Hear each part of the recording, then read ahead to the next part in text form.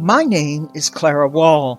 I founded this library 100 years ago this year. This video continues the story of our library through the 1940s up until the first library was built in 1950. It was a decade of many important developments, including the incorporation of the library into municipal government. New Providence Library began the 1940s with a new librarian. I had resigned my position in 1939, and Margaret Radke, who lived in town and also worked at the Summit Library, took over. She was to continue as librarian until 1952. Margaret presided over a time of much growth and development in the borough. Fortunately, as new housing developments were built and new residents moved in, they recognized the library's value and supported the idea of making it part of the municipal government. From the day the library opened, with 50 donated books from the state and another 20 that the library committee purchased, there was a constant need for funds to meet its growing use and popularity. From our start as a library committee of volunteers in 1921, we canvassed the borough soliciting funds to purchase new books. We held many events to raise funds, including annual lawn parties, candy sales, and even a play written and performed specifically for one of our events. Still, funds were not sufficient to compensate me for my time until August of 1925, when I was paid $20 per month, although sometimes I had to wait a few months until we had the funds. 1925 was also the year that the library committee voted to authorize me to employ a woman to clean the library twice every month. Popularity grew through the 20s, but money for new books remained limited despite the Borough Council establishing an annual appropriation of $250 for library use in 1924. Circulation increases taxed my ability to keep up. In 1/2 hour during Children's Book Week in 1925, I gave out 40 books. Despite our success, we received notification in 1927 that we had to move from our location in the Summit Red Cross building at 1283 Springfield Avenue because it was to be sold to make way for the Academy building. One of our committee members, Lyman Coddington, offered a tract of land on South Street at the Four Corners, but we were unable to take advantage of this generous opportunity. The cost of a new building had been estimated at $5,000 to $6,000, but by the time bids were sought in July of 1928, the cost had jumped to over $8,000. This is that site today. So, we delayed our plan to build a new structure, and we rented rooms in my husband's old blacksmith shop at 1310 Springfield Avenue at a rate of $30 per month. We stayed there for the next 22 years. In the meantime, we continued to investigate other sources of funding that could be used to build on the donated land. In 1933, the New Providence Library Association asked me to investigate the possibility of federal aid and appointed a committee to look into obtaining Civil Works Administration or CWA funds to build a structure. Starting with its first appropriation to the library in 1924, borough support remained steady until by 1941, the Summit Herald newspaper reported that the borough was almost fully funding the library costs with annual appropriations of $800. The question of transferring the library from private hands to municipal government was put to voters in November of 1941. The measure carried by a vote of 207 for yes and 43 for no. By this time, a site on Elkwood Avenue at the foot of Academy Street had been identified for a library building. The borough had acquired the site, part of the former Parker estate, through tax foreclosure. Although construction would wait until more funds were accumulated, the library had taken a huge step toward having the resources we needed to be a permanent community institution. This is how Elkwood Avenue looked in 1938. The Lincoln School, site of the current Borough Hall, is off to the right, and the site of the current library is on the left. By the end of 1941, a library commission, which was composed of Mayor Oakwood, the school's supervising principal, and 5 other citizens, was appointed to take over management of the library. At long last, the library that started in my living room and was sustained by volunteer effort for 20 years was a part of the municipal government, ensuring its permanence and financial stability. The first meeting of the Board of Trustees of the New Providence Free Public Library occurred on February the 19th, 1942.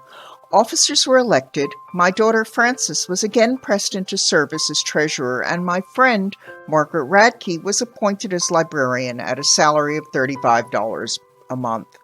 Subsequent meetings decided matters such as the Bank of Record and re-established a book committee. Appropriations of $200 from the borough were requested quarterly the first year of 1942. In 1943, our first full year as part of town government, the trustees requested $1,167 in funding from the borough based on projected expenses and income from fines. In later years, funding was appropriated according to the New Jersey Public Library Statute of 1905. The statute established a funding formula as part of each municipal budget based on a small percentage of every dollar of assessable property. This is an illustration of the formula that still determines the annual library budget. In 100 years, our borough funding has grown from $800 in 1942 to $994,331. The portion of the borough's budget spent on the library has fallen from 2% in 1942 to 1% in 2021, while the borough's funding of the library has increased from 80% of the library's budget to over 90% today. Borough funding still makes up around 80% of our funding. Back to the library's development, the United States became involved in the Second World War almost immediately after the 1941 election.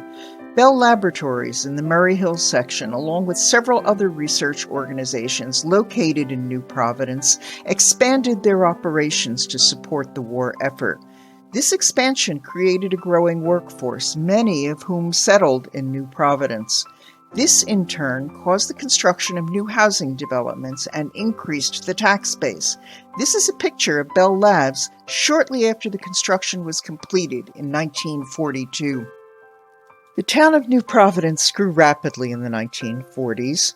Among the businesses that opened local offices were the Red Cross, as well as the Research Division of New York Life and the Research Division of Celanese. New divisions of Bell Labs and Ciba Pharmaceuticals all came to the surrounding areas.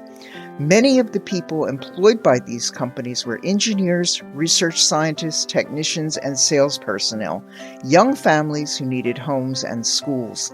With New York City only 25 miles and a short train ride away, New Providence was a natural spot for post-war home seekers.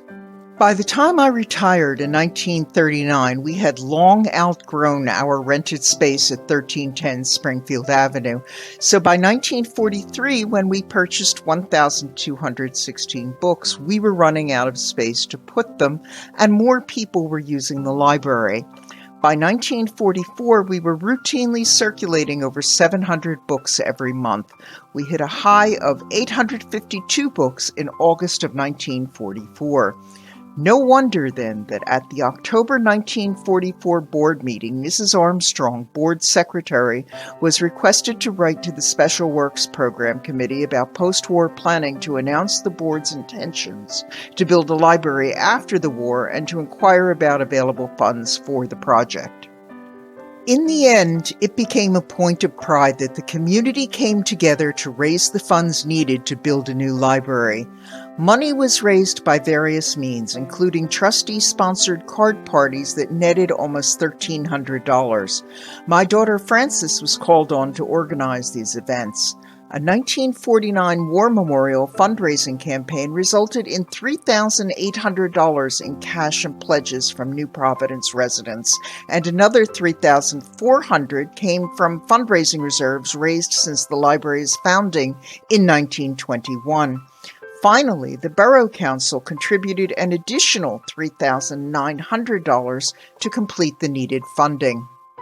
As the library was now a part of municipal government, it was necessary to keep official minutes of meetings. Library archives contain this standard blank book used by Mrs. Helen Armstrong, board secretary, to take notes in neat printing with no corrections. A War Memorial Building Committee was established, and among its members were Mayor Charles Johnson and Emil Schmidlin, a world-renowned Swiss-born architect who lived in New Providence. Mr. Schmidlin had just won House Beautiful magazine's 1949 Pacesetter House Award, given to houses that exemplified the ideals that the magazine promoted. Here is a picture of that house. Mr. Schmidlin passed away in 1988. Emil Schmidlin went on to design the new library, and Charles Nail, a builder from Summit, constructed the building at cost as a gift to the town. The original building is shown on the upper right. The lower left drawing represents 2 additional wings added in 1958. At our groundbreaking, it was announced that the library was to be built as a memorial to the lives lost in World War II. The library was renamed the New Providence Memorial Library, and a memorial was later placed before the entrance with the names of servicemen lost in World War II. When construction was complete, a few residents came together in the spirit of community to ready the building for use. On a rainy Sunday in 1950, starting in the early afternoon and on into the evening, my daughter Frances and son Wilbur, Alan Roberts, Mayor Hansel and his wife, Margaret, her husband Lawrence, and a few others moved books, erected bookshelves, and built bookcases. One of our board members, Dayton Parcells, donated the lamppost, and the New Providence Garden Club provided landscaping. The New Providence Memorial Library on Elkwood Avenue was ready to open.